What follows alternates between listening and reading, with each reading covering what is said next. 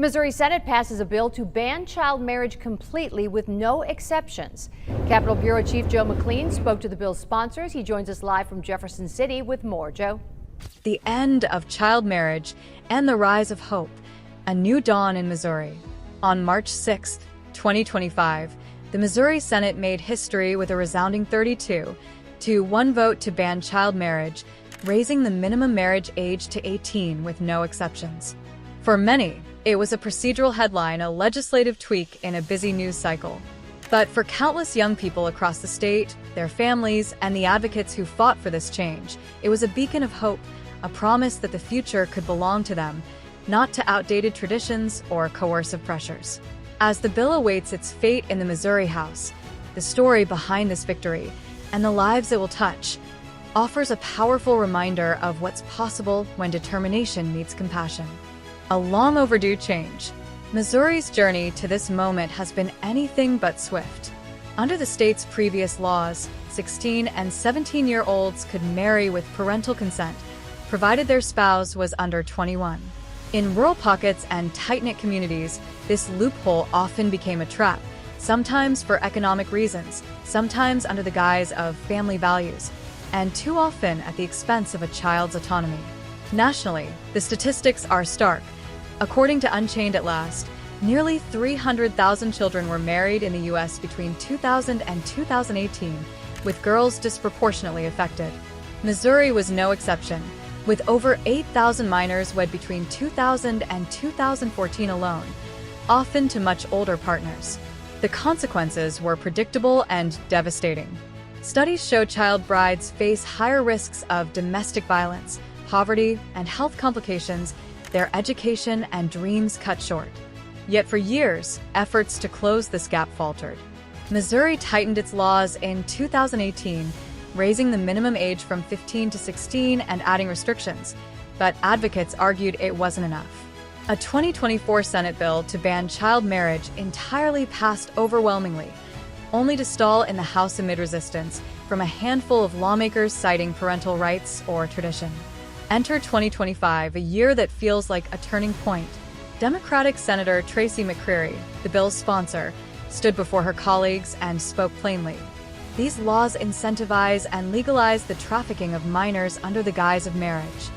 Her words echoed a growing chorus of voices, survivors, activists, and everyday Missourians, who refused to let another generation slip through the cracks.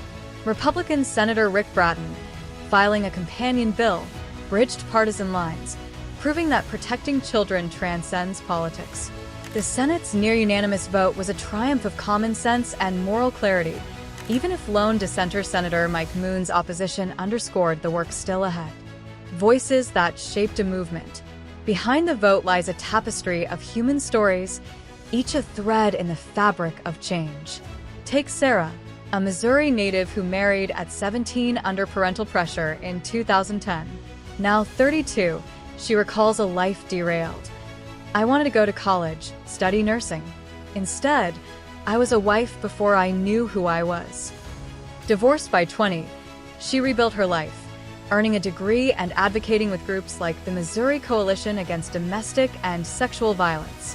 This ban isn't just a law, she says. It's a message to girls that they're enough on their own. Then there's the grassroots muscle, small-town pastors, teachers, and librarians who saw the toll of child marriage up close. In places like Boone County or the Ozarks, where economic hardship sometimes fuels early unions, these unsung heroes quietly supported kids at risk.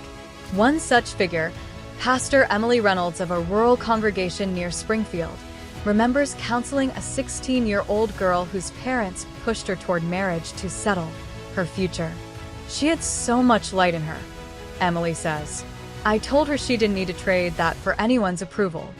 That girl, now 19 and studying at a community college, wrote a letter to lawmakers in 2025, her words among hundreds that flooded the Capitol.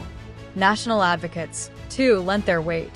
Unchained at Last and the National Women's Law Center partnered with local groups, sharing data and survivor testimonies that turned abstract policy into flesh and blood urgency. Frady Rice, Unchained's founder and a forced marriage survivor herself, calls Missouri's progress a domino falling. 11 states have fully banned child marriage since Delaware led the way in 2018. Missouri could be next, inspiring neighbors like Arkansas or Kansas to follow. The ripple effect. If the House approves this bill, signed into law, perhaps by summer 2025, its impact will ripple far beyond legal text. Imagine a 16-year-old in Joplin, her parents struggling after a factory closure, who might have faced a nudge toward marriage as a solution. Now, she has time to finish school, to dream of a career, to define herself on her terms. Imagine a teacher in St. Louis noticing a student's potential, no longer worried that a premature wedding will snuff it out. Imagine communities rethinking what protection means for their youth, shifting from control to empowerment. The data backs this optimism. States with higher marriage ages see better outcomes for young women, higher graduation rates, lower rates of teen pregnancy, and stronger economic stability. In Missouri, where 20% of children live in poverty, this could be a game changer, breaking cycles that trap families for generations. Health benefits follow. 2. The American Academy of Pediatrics notes that delaying marriage reduces risks like preterm births and mental health struggles. But the real uplift lies in the intangibles, the stories yet to unfold. Picture a girl in Cape Girardeau, scribbling poems in a notebook, who hears about the ban and realizes her future isn't a bargaining chip. Or a boy in Kirksville, spared the pressure to man up through an early union, free to chase his own path. These are the quiet victories, the lives reclaimed before they're lost. A community's strength. Missouri's triumph isn't just legislative, it's communal. From the Capitol steps to rural porches, people showed up. Letter-writing campaigns sprang up in church basements. Teens posted TikToks with #NoChildBridesMo. Parents like Linda Hayes, a single mom from Columbia, testified in Jefferson City about wanting more for her daughter than she had. "I married at 17, Linda shared. "I love my kid, but I wish I'd had a choice. Now she will." Even the skeptics came around. Some lawmakers who balked in 2024, wary of government overreach, heard from constituents and softened. Senator Bratton, a conservative stalwart, framed it simply: this isn't about taking rights away. It's about giving kids a shot at a real life. That bipartisan spirit, rare in today's polarized climate, hints at a deeper truth. When the stakes are human, ideology bends toward hope. Clover Hollow, a fictional stand-in for Missouri's small towns, could tell this tale too. Imagine its residents, farmers, librarians, pastors, rallying for a girl like Ellie, whose story mirrors so many real ones. They'd write letters, hold potlucks, stand firm against old ways. In the real Missouri, that spirit lives in places like Fulton or Sedalia, where ordinary folks turned a Senate vote into a movement. Looking ahead, the House vote looms, and it won't be easy. Opposition lingers. Some rural Republicans still cling to parental authority arguments, and procedural hurdles could delay the bill. But the momentum feels unstoppable. Advocates are ready, armed with data, stories, and a vision of a Missouri where no child's potential is traded away. If 2024's near miss taught them anything, it's persistence.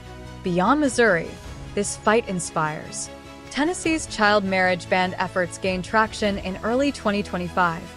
Texas activists took notes from McCreary's playbook. Globally, it's a drop in a bucket.